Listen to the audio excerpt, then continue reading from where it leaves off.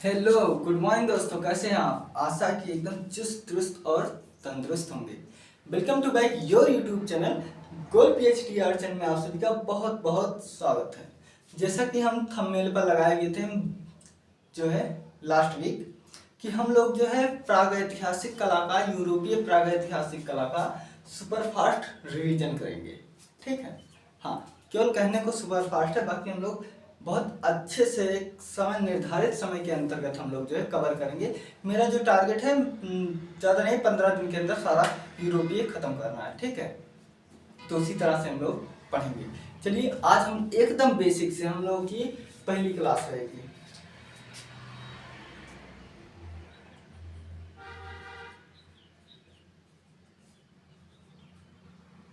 यूरोपीय प्रागैतिहासिक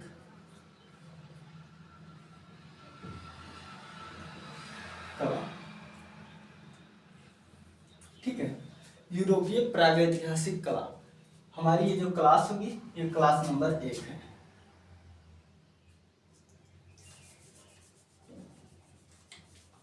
इसे छोटा सा लिख देते हैं।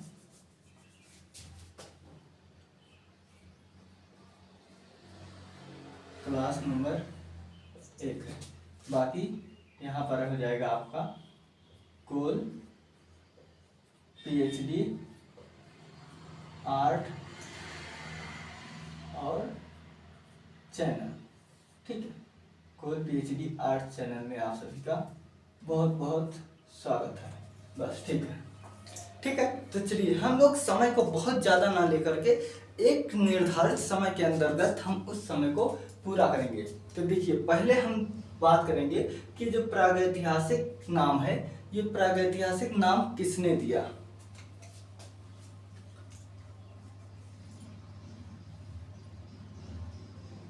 प्रागैतिहासिक, ठीक है, कला आ रहा है अच्छे से?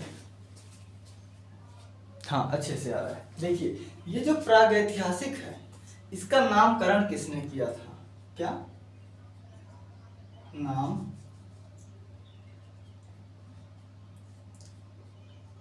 करण? ठीक है, नामकरण के लिए इसने किया था। तो हम सभी लोग जानते हैं कि एक है, कौन है? डेनियल विल्सन जी हैं। डेनियल विल्सन जी ने अपनी एक पुस्तक लिखी थी, वो पुस्तक वो लिखी थी जो है 1891 ईस्वी में। तो चलिए, हम डेनियल विल्सन, ठीक है, डेनियल विल्सन जो है 1891 में एक बुक लिखते हैं। क्या? एक बुक लिखते हैं।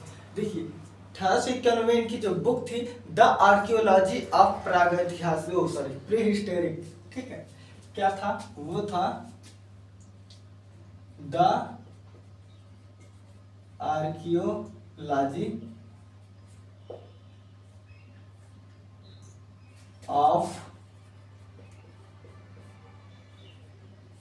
प्रीहिस्टोरिक। ठीक है, prehistoric, the archaeology of prehistoric, ये एक पुस्तक है इनकी। ठीक है, क्या बुक है? इस बुक में, जो इस बुक का इन्होंने जो है 1891 में लिखा था, क्या? The archaeology of prehistoric. यहाँ तक ठीक है।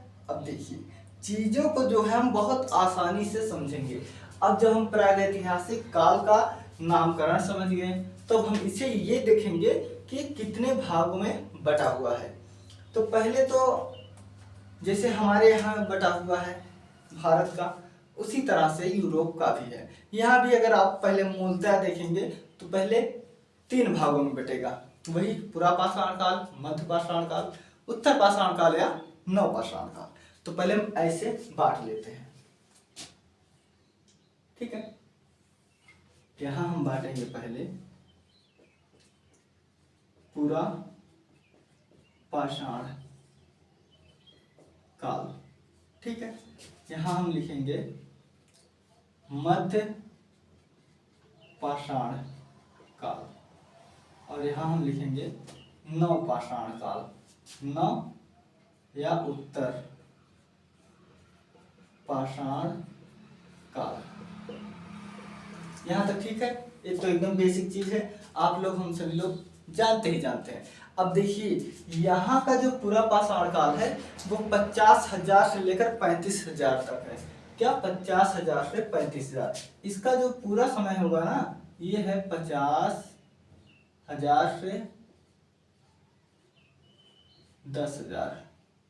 इसका जो स्टार्ट टाइम है ईसा पूर्व है, ठीक है, क्या है ईसा पूर्व। देखिए हम लोग फास्ट रिवीजन कर रहे हैं, हम लोग जल्दी जल्दी ही चलेंगे, बाकी हम पूरा समझाएंगे, हर एक चीज हम आपको देने समझने सोचने का पूरा समझेंगे। तो इसका जो समय है वो है 50,000, ठीक है।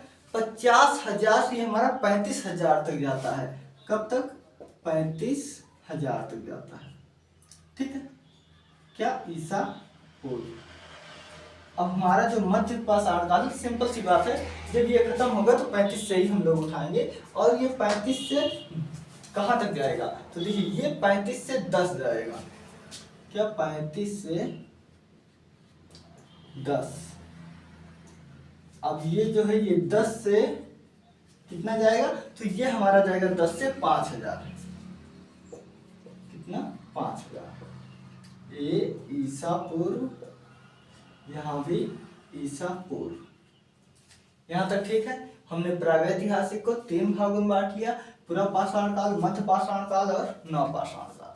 लेकिन बिल्कुल, लेकिन एक फ्रांस में एक फ्रांसीसी पुरातत्वविद है। कौन? फ्रांसीसी पुरातत्वविद, इंपॉर्टेंट लिख लीजिएगा, ठीक है। फ्रांसीसी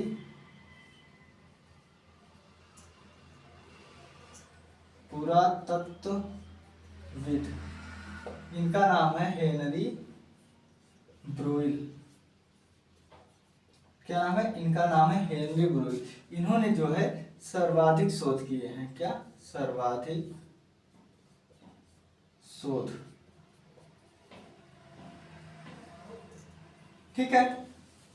जो हेनरी ब्रुइल जी हैं, ये जो है सर्वाधिक खोज किए हैं। ये फ्रांस के रहने वाले फ्रांसीसी हैं, जो ये आपके फ्रैंको कैंटाब्रियन क्षेत्र की जो भी गुफाएं आती हैं उसमें माना जाता है कि जो है अधिक खोज किए हुए हैं। यहाँ तक ठीक है। अब देखिए, इसी को हेनरी ब्रुइल साहब ने 2 भागों में बांट दिया। कितने? 2 भागों में। तो देखिए, इसको पहले तो इतना हो गया, ठीक है। अब हम यूरोपीय दृष्टि से देखेंगे। यूरोपीय दृष्टि, तो देखिए यूरोपीय दृष्टि से इसको जो है 4 भागों में बांटा गया है। कितने? 4 भाग। तो 4 भाग क्या क्या है? वो है ऑर्गनेशियन युग, पहला है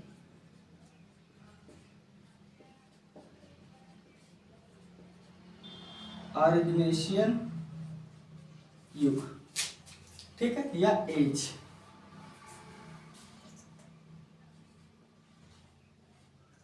एज, ठीक है। पहला क्या है? ऑर्गनेशियन एज। दूसरा क्या है? जो दूसरा है वो है पारीगार्डियन। क्या? वो है पारीगार्डियन। दूसरा है पारीगार्डियन एज, ठीक है। तीसरा जो है, तीसरा है सोल्यूट्रियन। क्या? सोल्यूट्रियन, सोल्यूट्रियन एज। चौथा है मैग्डेलियन।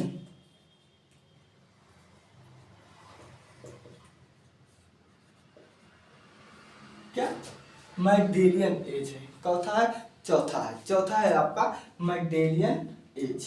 अब इसको देखो, ये तो जैसे यहां बांटा गया है वैसे ये भी बांटा गया है। तो ये आपका जो बांटा गया है 30,000 से 27,000, ये 30,000 से 27,000, ठीक है। और ये जो है ये है 27,000 से लेकर कहां तक? देखिए, ये है 30 से 27। आप एक एक चीजों को लिखते हुए चलिए। और ये है 27 से लेकर के 18,000। कितना? 18,000। ये है 18,000 और ये आपका है 18,000 से, ठीक है। ये आपका जो है 18,000 से लेकर के ये है आपका 15,000, 15,000 और ये है आपका 15,000 से कितना बताइए? तो ये है आपका 15,000 से 10,000, 10,000, ठीक है। ये ईसा पूर्व है, आप लोग जानते ही हैं, ठीक है। क्या है? ईसा पूर्व है, आप लोग जानते ही हैं। अगर आप नोट्स बना रहे होंगे तो आप बनाते हुए चलिएगा, क्योंकि हम लोग इसे मिटाते समझते हम लोग ऐसे ही करते हुए चलेंगे, ठीक है। ये तो हो गया 4 भाग में, लेकिन ये जो हेनरी ब्रुइल महोदय हैं ये क्या करते हैं, ये इसको और शॉर्ट में बना देते हैं। कहते हैं कौन बच्चा इतना याद करेगा, तो ये क्या करते हैं, इन दोनों को एक में कर देते हैं और इन दोनों को एक में कर देते हैं, ठीक है। तो देखिए आप यहाँ पर देख रहे होंगे कि 30,000 से नियर अबाउट जो है 20,000 के आसपास है, 18,000 20,000, और यहाँ जो है यहाँ 18 से 10,000 है। तो ये महाराज जी क्या करते हैं, ये इन दोनों को एक ही में मिला देते हैं, ठीक है। इन दोनों को एक ही में मिला देते हैं और फिर इसका नाम रखते हैं जो है क्या, देखिए इसका नाम ये से ऐसे हो गया, नहीं यहाँ नहीं मिलेगा, ये ऐसे हो गया, ठीक है। यानी कि ऑर्गनेशियन और पेरिगार्डियन को ये हेनरी ब्रुइल, मैं यहाँ लिख दे रहा हूं, हेनरी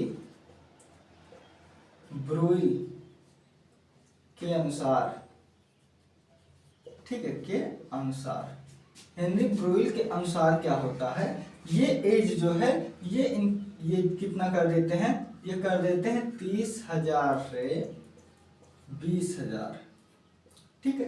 और ये वाला कर देते हैं 20,000 से 10,000। ये किसके अनुसार है, ये है हेनरी ब्रुइल के अनुसार, ईसा पूर्व। यहां तक ठीक है, यहां तक लड़ाई ठीक है। अब आगे अभी और लड़ना है।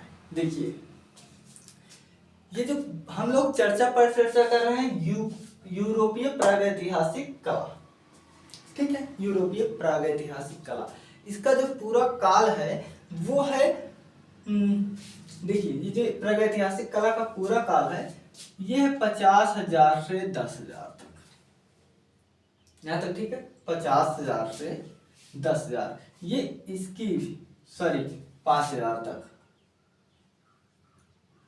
50,000 से 5,000 तक। देखिए तो ये इसका है, यानी कि जो पूरा पाषाण काल है पत्थरों वाला, ये आपका 50 से 35,000 है, और जो मध्य वाला काल है मिडिल एज, वो आपका 35 से लेकर 10 है।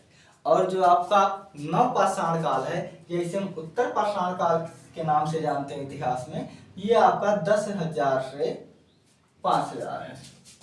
कितना है? 10,000 से 5,000। यहां तक ठीक है। अब देखिए एक फ्रांसीसी पुरातत्वविद होते हैं जिनका नाम है हेनरी ब्रुइल। इन्होंने सर्वाधिक शोध किए हुए हैं यूरोप की कला, प्रागैतिहासिक कला की खोज में। ये बहुत नामचीन नामचीन जो है पुरातत्वविद हैं खोजने वाले, और ये बहुत सर्वाधिक, यहाँ देखिए सर्वाधिक शोध जो है किए हैं हेनरी ब्रुइल। तो यहाँ का जो काल माना गया था अंग्रेजी में, क्योंकि वहां पर इंग्लिश भी चलता है, तो इन्होंने इसे 4 भागों में बांट दिया। पहला ऑर्गनेशियन एज जो 30,000 से 27,000 है, ठीक है। जो दूसरा है वो पेरेगार्डियन एज है, और ये 27,000 से 18,000 जाता है। उसके बाद है आपका सेलेट्रियन एज, ये आपका जाता है 18,000 से 15,000, और लास्ट में आता है मैगडेलियन काल, जो आपका 15,000 से लेकर के 10,000 जाता है। तो हेनरी ब्रुइल ने इसे और आसान कर दिया, इन्होंने 2 एज को एक ही में मिला दिया। जैसे ऑर्गनेशियन पेरेगार्डियन एज कितना है ये बताए हैं 30,000 से 20,000, और सेनेट्रियन मैगडिलियन एज कितना है, तो 20,000 से 10,000। जब आपको पूछेगा हेनरी ब्रुइल के अनुसार तो आप खट से जो है ये लगा दीजिएगा कि ये जो है 4 भाग में जो डिवाइड था, इन दोनों को एक एक में करके 4 भाग को 2 ही भागों में बांट दिए और जो इसका एज बता दिए 30,000 से 20,000 और इसका बता दिए 20,000 से 10,000। यहाँ तक ठीक है। अब देखिए, अब हम इसको मिटाना चाहेंगे, बिल्कुल अब हम इसको जो है मिटाना चाहेंगे, तो चलिए हम इसको मिटा लेते हैं। हम लोग बड़े आराम से जो है पढ़ते हुए चलेंगे, समझते हुए चलेंगे, ठीक है। देखिए सुपर फास्ट रिवीजन ऐसे ही होता है, बिल्कुल सुपर फास्ट रिवीजन जो है वो ऐसे ही होता है, इसलिए वो ऐसे ही होता है ताकि हम लोग जो है चीज़ों को जल्दी जल्दी कवर अप करते चले। हमारे पूरा वीडियो जो है, ठीक है, पूरा का पूरा वीडियो यूट्यूब चैनल पर पड़ा हुआ है, इसलिए हम लोग इस बार जो है केवल सुपरफास्ट रिवीजन कर रहे हैं। देखिए अब है फ्रैंको कैंटावेरियन क्षेत्र। क्या? फ्रैंको कैंटावेरियन क्षेत्र।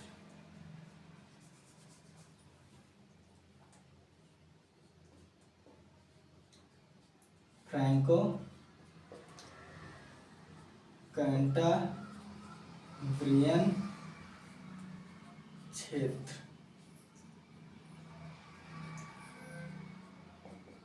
ठीक है, फ्रैंको कैंटाब्रियन क्षेत्र। अब ये बताइए फ्रैंको कैंटाब्रियन क्षेत्र किसे कहते हैं? तो आप कुछ भी मत कीजिए, ठीक है, हाँ आप कुछ भी मत कीजिएगा, आप ऐसे एक क्षेत्र बना लीजिए, ठीक है, इतना सा, ठीक है, और आप ऐसे एक क्षेत्र बना लीजिए, ठीक है। हम ऐसे रफली आपको बता रहे हैं। ये आपका है उत्तरी स्पेन, ये आपका है ये है आपका दक्षिणी फ्रांस, ठीक है, और ये आपका है उत्तरी स्पेन।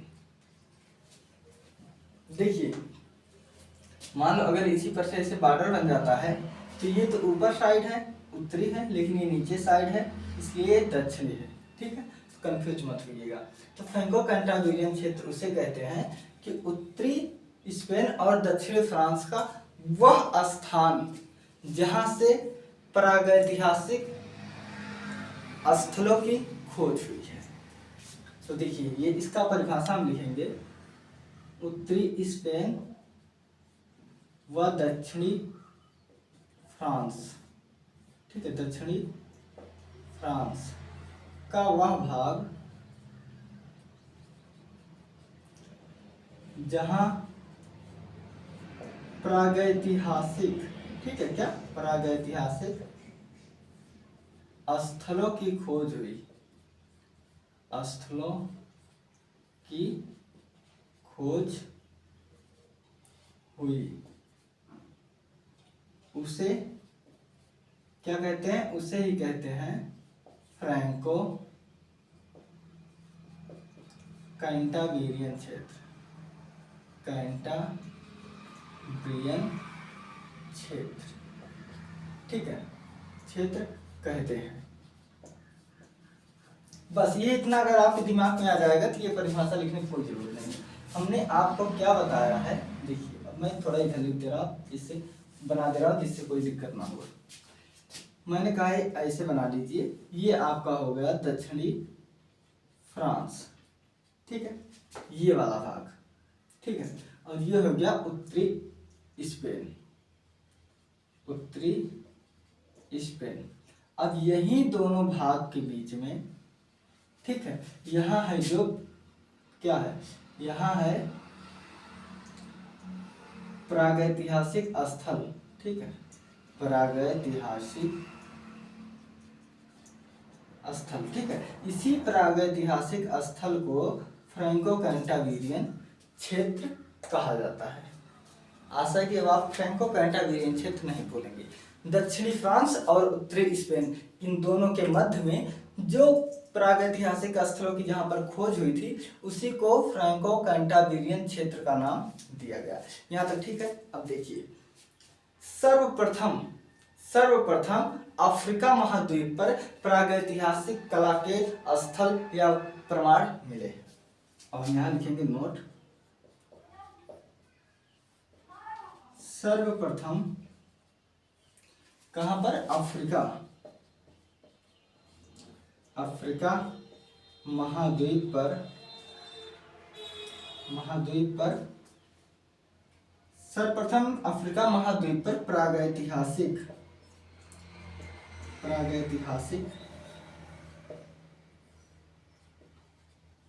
स्थल, ठीक है, प्रागैतिहासिक स्थल या स्थलों की खोज हुई थी।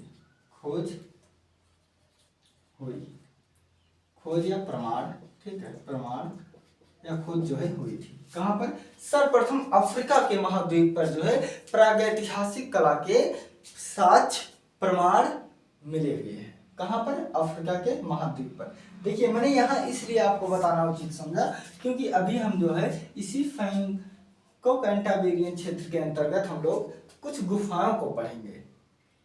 जैसे हमने यहाँ आपको बताया कि उत्तरी स्पेन और दक्षिणी फ्रांस हमने बताया ना। तो अब देखिए हम यहीं पर देख लेंगे, ठीक है, हम लोग यहीं पर देख लेंगे कि कौन कौन सी गुफा है जो उत्तरी स्पेन के अंतर्गत आएगा और कौन कौन सी गुफा है जो दक्षिणी फ्रांस के अंतर्गत आएगा। बहुत अच्छे से समझते हुए चलिएगा, कोई चिंता मत लें। देखिए एक ही बार में सब कुछ नहीं हो जाएगा और एक ही बार में याद भी मत करना। एक बार ऐसे पढ़ लेना, मुझे याद नहीं करना, दूसरी बात में इंपॉर्टेंट चीज पकड़ना, तीसरी बार में याद हो जाएगा, ठीक है। देखिए अब हम यहाँ लिखेंगे उत्तरी स्पेन। उत्तरी स्पेन के अंतर्गत क्या क्या आता है? तो पहले तो आपका आ जाएगा अल्तामिरा, कोगुलनाच और पिंडाल गुफा। पहला है अल्तामिरा गुफा, ठीक है, दूसरा है कोगुलनाच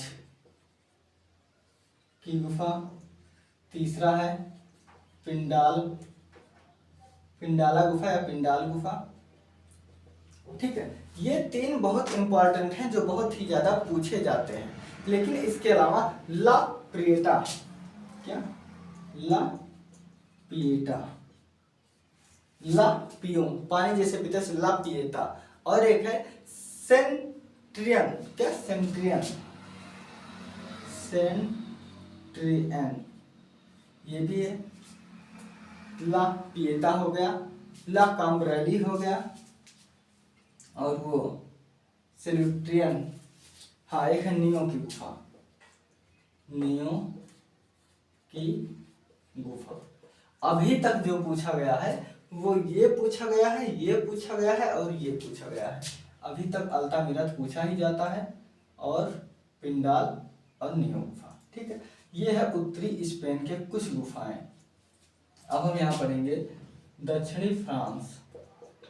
दक्षिणी फ्रांस में जो सबसे ज्यादा पूछा जाता है, सबसे अधिक जो पूछा जाता है, ठीक है, दक्षिणी फ्रांस का जो सबसे अधिक पूछा जाता है वो है लास्को गुफा। उसके बाद है फादागा की गुफा। उसके बाद है मांटे स्पेन की गुफा। क्या है? इसके बाद है जो है मांटे स्पेन की गुफा, मांटे स्पेन गुफा, चाहे स्पाइन गुफा लिखो चाहे स्पेन गुफा लिखो, ठीक है। इसके बाद है लास्को, फादागा, मांटे स्पाइन, गरगास की गुफा, गरगास की गुफा, ठीक है। क्या गरगास की गुफा से अभी हम बताएंगे क्या क्या मिला हुआ है, छापे वापे मिले हैं, यही सब चीजें जो है ज्यादा करके मिले। और एक है ला काम्ब्रेली की गुफा, ला काम्ब्रेली, ये सभी गुफा है, ठीक है। ये सभी की सभी जो है गुफाएं हैं। तो ये रहा हमारे कुछ महत्वपूर्ण गुफाएं। और इसमें जो पूछा गया है, इसमें ये चारों पूछा गया है, ठीक है। हाँ, इसमें ये चारों पूछा गया है। अब हम इसके बाद चर्चा करेंगे अल्तामिरा गुफा के विषय में। किस विषय में? तो अल्तामिरा गुफा के विषय में हम लोग चर्चा करेंगे। तो आप बताइए कि अल्तामिरा गुफा के विषय में चर्चा इसी वीडियो में कर लिया जाए या दूसरे? मैं सोच रहा हूँ कि इसमें ये 3 गुफाएं जो हैं बहुत इम्पोर्टेंट है, तो हम इसको इसी में ही कर लेते हैं। इसी में कर लें या अलग? बहुत ज़्यादा लेट नहीं हो रहा है, इसलिए हम इसी में कर लेते हैं। ठीक है, देखिए एक बार समझ लेते हैं। प्रागैतिहासिक कला का आज जो है क्लास नंबर 1 है, एक तरफ से जो है समझा जाएगा। फ्रैंको कैंटाबिरियन क्षेत्र किसे कहते हैं? तो उत्तरी स्पेन और दक्षिणी फ्रांस, इन दोनों देशों के बीच में जो भाग मिला है जहां से प्रागैतिहासिक स्थल खोजे गए, बस उसी को कैंटाबिरियन क्षेत्र कहते हैं।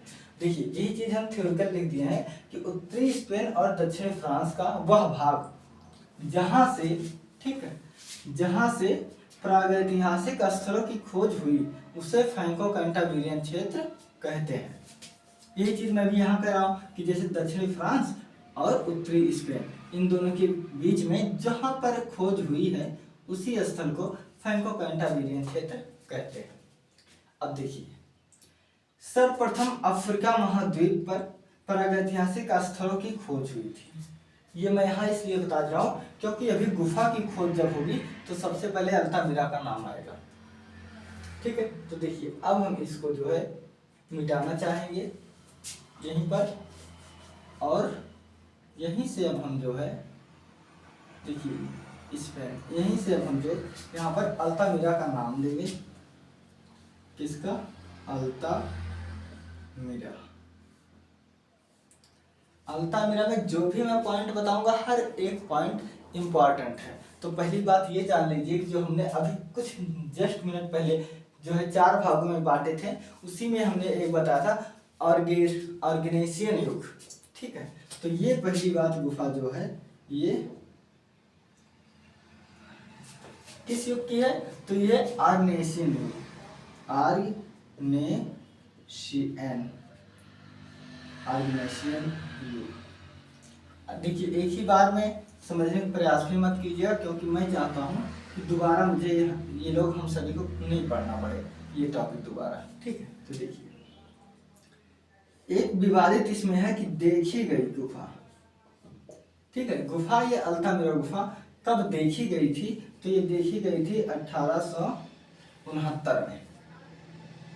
ठीक है, एक पुरातत्वविद के द्वारा। लेकिन इसकी खोज की जब बात होगी, क्या खोज? तो खोज इसकी हुई थी 1879 में। ठीक है, अब जब 1879 में खोज होती है तो ये बात होता है कि किसने खोजा था। तो एक नाम है मार्से तीनो खोजकर्ता, मार्से तीनो सातुओला।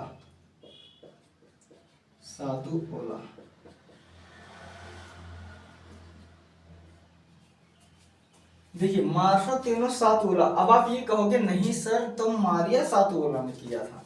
तो इनकी जो है बेटी है, ठीक है, उसका नाम है मारिया सातुओला। देखो इन लोगों को लगा कि हाँ अब काम का चीज बता रहे हैं। तो देखिए क्या होता है, ये जो सातुओला है, मार्शो तीनो सातुओला है, ये अपनी बेटी के साथ जाते हैं जो है एक गुफा की खोज में। तो बिटिया है, बोले हैं कि पापा मैं भी जाऊंगा। हाँ तो लड़के हो तो ठोंक ठाक कर चल गए भाई, लेकिन अब भैया बिटिया उसका प्यार ही अलग रहा था, तो कहें चला, तुम चला।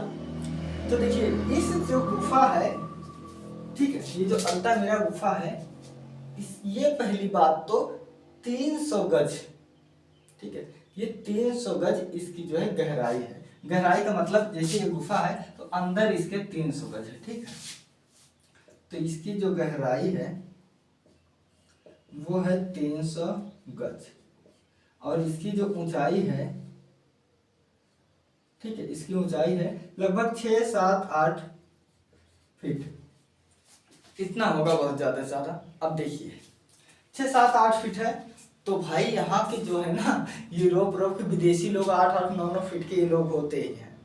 7 फीट से छोटा तो कोई नहीं होता। अब बताओ, जैसे मान लो मैं 7 फीट हूँ, मेरे ही पर लिंटर में ऐसे तो इतना जल्दी कैसे देख लूंगा। लेकिन मैं जो छोटी लड़की थी, पहली बात लड़की वड़की जो है ना बहुत चंचल होती है, भागी भागी चली गई। तो देखिस पापा, this is the roof of hall,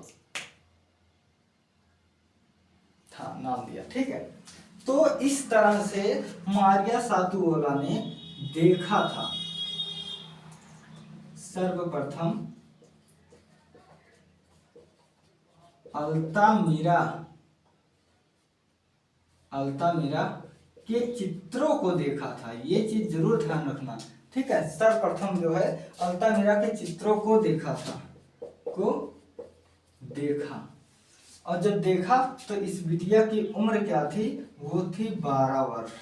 ये उम्र पूछा गया है, ठीक है। ये उम्र जो है ये पूछा गया है, यहाँ तक ठीक है। तो आज हम जो है इसी वाले अल्तामिरा के विषय में चर्चा कर रहे हैं, ठीक है। अब मुझे जरूरत पड़ेगी इधर मिटाने का, ठीक है। तो देखिए यहाँ पहली बात तो ये ऑर्गेनाइजेशन युग की है, ठीक है। पहली बात ये ऑर्गेनाइजेशन युग की है। दूसरी बात ये देखी गई थी 1869 में, खोज हुई 1879 में। एक पुरातत्वविद थे जिनका नाम है मार्सतिनो सातुओला। ये जब अल्तामिरा की खोज करने गए थे तो अपने साथ अपनी बच्ची को लेकर गए थे, बिटिया को। तो उस लड़की ने सर्वप्रथम चित्रों को देखा था। ये चीज जरूर याद रखना। ये नहीं, देखिए अल्तामिरा की खोज मारिया सातुओला ने नहीं की थी, मारिया सातुओला ने चित्रों को देखा था। क्या किया था, मारिया सातुओला ने चित्रों को देखा था। और मारिया सातुओला की उम्र थी 12 वर्ष, ठीक है। अल्तामिरा की जो गहराई थी वो 300 गज थी, और जो ऊंचाई थी 7-8 फीट की जो है रही होगी। यही प्रमाण मिलते, एग्जैक्ट प्रमाण नहीं मिलते कि 6 फीट थी 7 फीट थी, हाँ 6-7-8 ऐसे ही मिलता है, ठीक है। अब इसका जो विषय है, तो जो चित्रों का विषय था वो था आखेट, या इसी को शिकार भी कहते हैं, ठीक है। किस पर डिपेंड था, तो टोटल ये जो है शिकारों पर डिपेंड था। तो सीधी सी बात ये आ जाती है, हम इसके रंग जानेंगे, विषय। तो ये जो है विषय था इनका, क्या ये इनका विषय था। अब इसके बाद हम यहाँ पर रंग देख लेते हैं, ठीक है। अल्तामिरा के रंग, तो देखिए अल्तामिरा में ये गेरू था, गेरू, इसी गेरू में, ठीक है, गेरू और कोयला। इस गेरू में जो है इन लोगों ने जानवरों की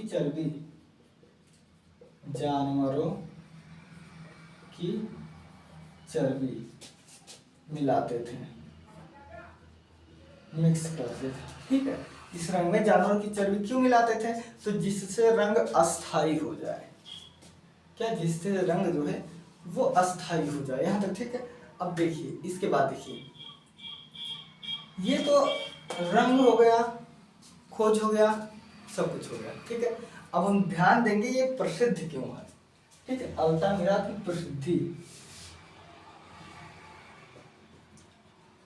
प्रसिद्धि, तो यहाँ पर आक्रामक, क्या, आक्रामक महिष, इसी को बाइसन कहते हैं, चार्जिंग बाइसन, ठीक है। चार्जिंग बाइसन या आक्रामक महिष मतलब होता है भैंसा, अपने यहाँ के शब्दों में जो भैंसा होता है वही है। इसके अलावा यहाँ पर क्या मिला, तो इसके अलावा जो मिला हुआ वो मिला हुआ है आपके कुमाचे मारता हिरण।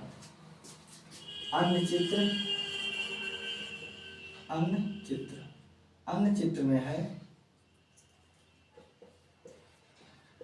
कुलाचे मारता हिरण, ठीक है। क्या है, कुलाचे मारता हिरण यहाँ से मिला है। उसके बाद जो है यहाँ से लंबे कान वाला यार्क मिला है, लंबे कान वाला यार्क, यार्क माने हम लोग देखते हैं जैसे जो पहाड़ पर जो बैल वैल होते हैं उनके इतना बड़ा बड़ा बाल ऐसे लगा रहता है, आप लोग भी देखेंगे, हम लोग भी देखेंगे, बहुत ढेर सारे देखेंगे। इसके अलावा बारहसिंघा, बारहसिंघा, ठीक है, बारहसिंघा इसी को कहते हैं। ठीक है, क्या मिला है? बारहसिंघा मिला है, बारहसिंघा, बारहसिंघा, ठीक है, बारहसिंघा का, ठीक है, बारहसिंघा मिला है। अब जो मोस्ट इम्पॉर्टेंट है, इम्पॉर्टेंट क्या है कि यहाँ दृश्यमत्ता का अभाव है। क्या है? दृश्यमत्ता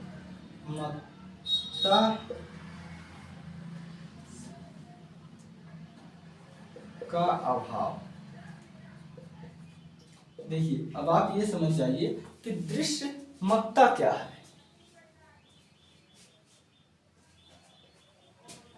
ठीक है, दृश्यमत्ता क्या है? दृश्यमत्ता संयोजन, ये दृश्यमत्ता संयोजन क्या है? तो देखिए, आराम से समझिए। जैसे मान लो ये है, ये है, यहाँ ये व्यक्ति है, यहाँ ये व्यक्ति है, ठीक है। तो पता लगा ये इधर अपना फेस किया है, ये इधर फेस किया है, ये इधर फेस किया, ये इधर फेस किया, मतलब चारों में कोई कांटेक्ट नहीं, कोई एक दूसरे को नहीं देख रहा है।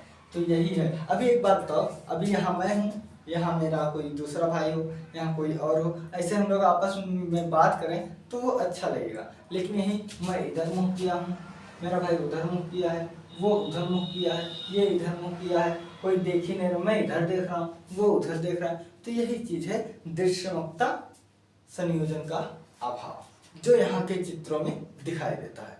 अब यहाँ चित्रों की लंबाई क्या थी?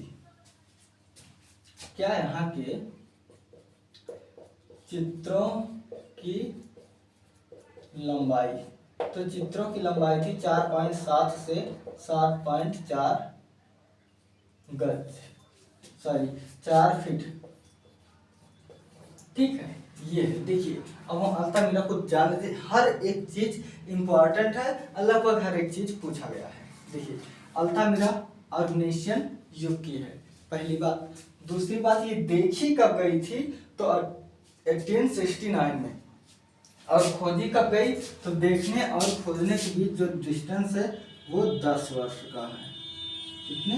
10 वर्ष, यानी कि 10 वर्ष बाद पहले किसी ने देखा, फिर 10 वर्ष बाद जो है इसको मार्से तीनों सातुओला, जिसकी बिटिया है, कौन है? मारिया सातुओला, तो ये खोजने गए थे, लेकिन साथ में बिटिया को लेने गए थे।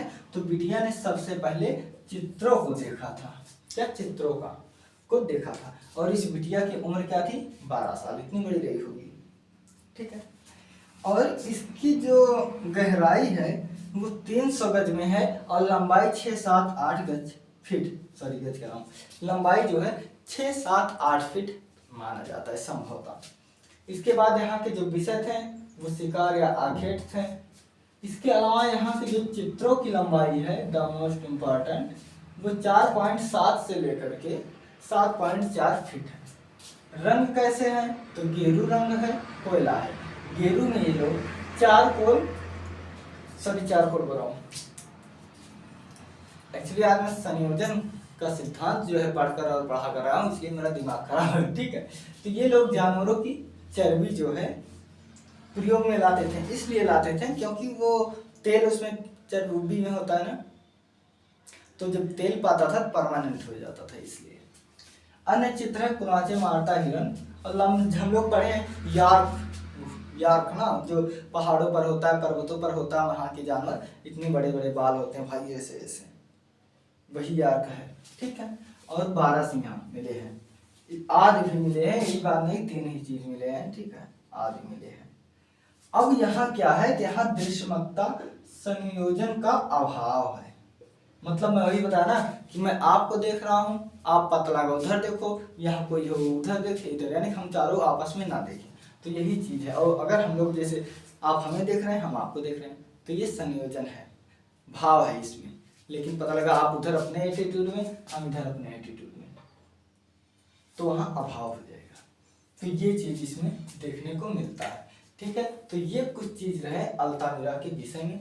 अब हम मिलते हैं अगले वीडियो में। ठीक है दोस्तों, आप लोग अपना ख्याल रखना।